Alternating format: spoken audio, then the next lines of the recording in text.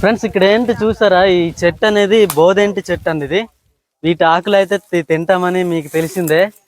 ఇందులో ఈ కాయలు ఉన్నాయి చూసారా, చాలా ఎక్కువ ఉన్నాయండి ఈ కాయలు అయితే. వీటిని సాధారణంగా తింటారని తెలియదండి, అంటే తినరేమో మేబీ. దీంట్లాగే సేమ్ ఒకటి ఉంటుందండి, కుంతో అని అంటారు అనమాట మా భాషల్లో. అవైతే వాటి పువ్వులు తింటారు.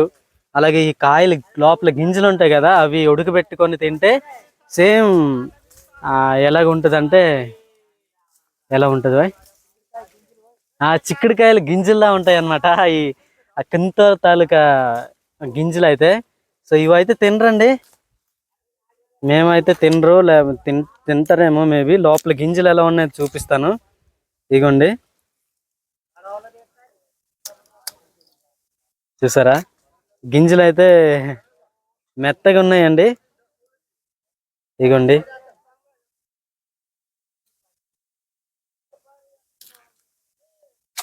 ఇవేంటంటే తెరేనా, ఇవైతే బోదెంటి చెట్టు అండి. ఇది బోదెంటి తాలూకా గింజలు అనమాట. ఇవి ఇలా ఉంటాయి. ఈ చెట్టు మొత్తం కాస్తాయి అనమాట. ఒకవేళ తింటామని తెలిస్తే గనక ఇవి కూడా వదలరండి మా గిరిజనులు అయితే.